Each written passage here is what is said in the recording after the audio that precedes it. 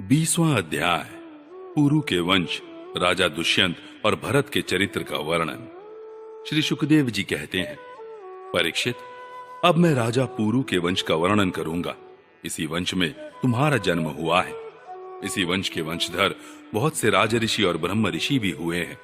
पुरु का पुत्र हुआ जनमेजय, जनमेजय का प्रचिनवान, प्रचिनवान का प्रवीर, प्रवीर का नमस्यु और नमस्यु का पुत्र हुआ चारुपद, चारुपद से सुद्यु, सुद्यु से बहुगव, बहुगव से सन्याति, सन्याति से अहन्याति और अहन्याति से रौद्राशो हुआ।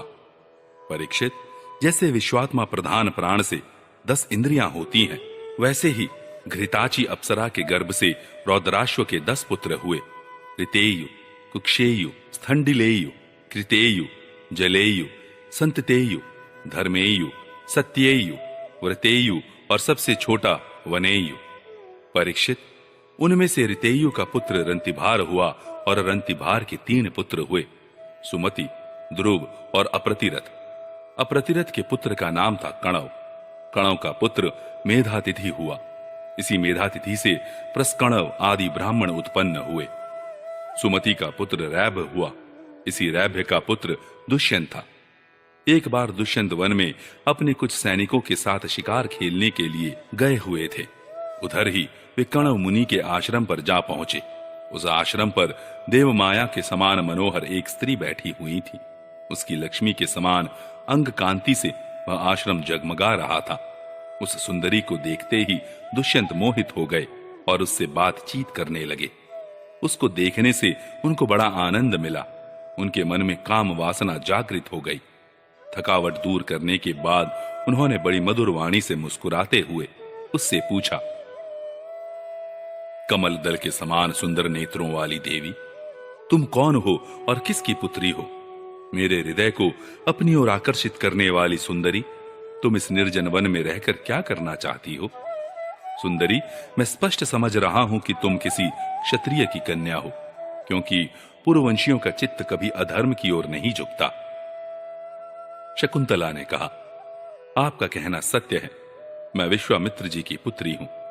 मेनका अप्सरा ने मुझे वन में छोड़ दिया था। इस बात के साक्षी हैं मेरा पालन पोषण करने वाले महर्षि कणव। वीर शिरोमणि, मैं आपकी क्या सेवा करूं? कमल नयन, आप यहां बैठिए और हम जो कुछ आपका स्वागत सत्कार करें उसे स्वीकार कीजिए। आश्रम में कुछ निवार हैं। आपकी इच्छा हो तो भोजन कीजिए और जचे तो यहीं ठहरिए।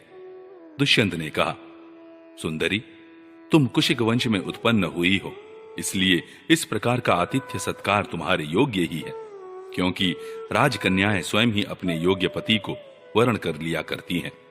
शकुंतला की स्वीकृति मिल जाने पर देश, काल और शास्त्र की आज्ञा को जानने वाले राजा दुष्यंत ने गांधर्व विधि से धर्मानुसार उसके साथ विवाह कर लिया।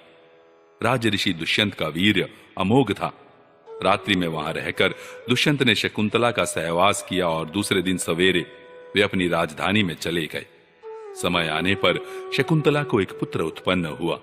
महर्षि कणव ने वन में ही राजकुमार के जात कर्म आदि संस्कार विधि पूर्वक संपन्न किए। वह बालक बचपन में ही इतना बलवान था कि बड़े बड़े सिंहों को बलपूर्वक बांध लेता और उनसे खेला करता। वह बालक भगवान का अंशांशावतार था। उसका बल विक्रम अपरिमित था।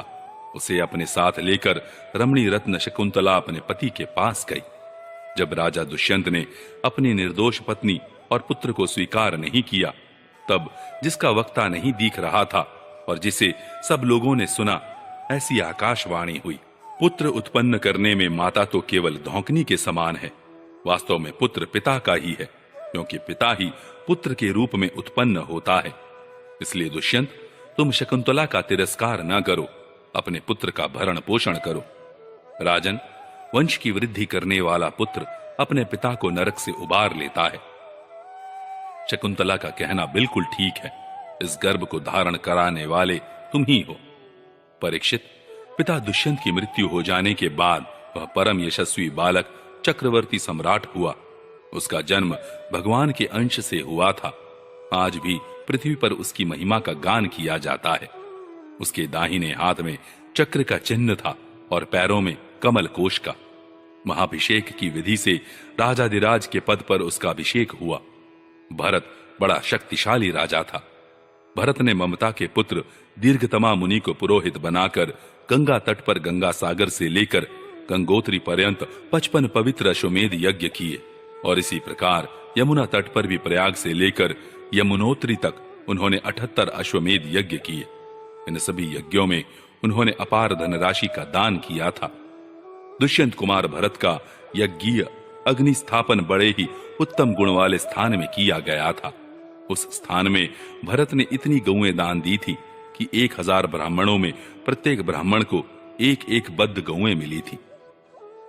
इस प्रकार राजा भरत ने उन यज्ञों में 133 घोड़े बांधकर समस्त नरपतियों को असीम आश्चर्य में डाल दिया।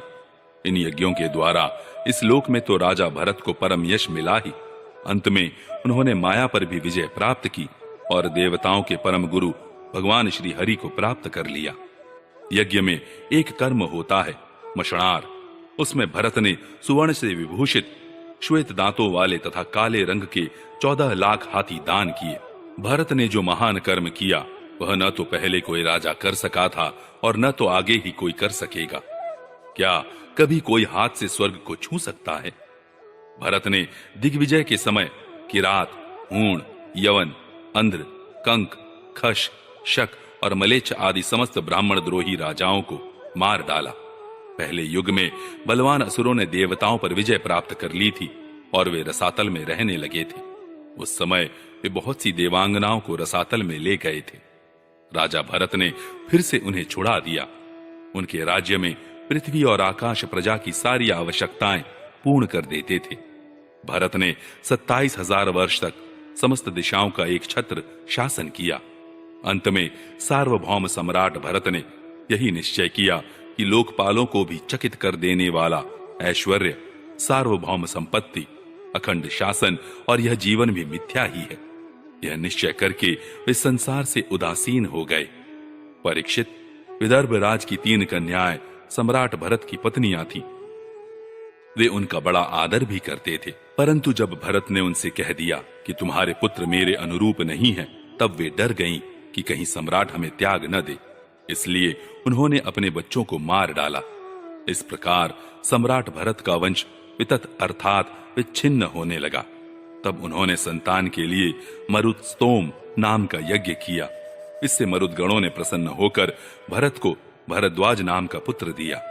भरद्वाज की उत्पत्ति का प्रसंग यह है कि एक बार बृहस्पति जी ने अपने भाई उतथ्य की गर्भवती पत्नी से मैथुन करना चाहा।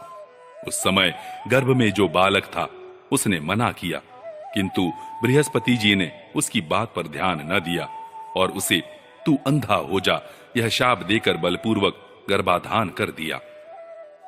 उतथ्य की पत्नी ममता इस बात से डर गई कि कहीं मेरे पति मेरा त्याग न कर दे, इसलिए उसने बृहस्पति जी के द्वारा होने वाले लड़के को त्याग देना चाहा।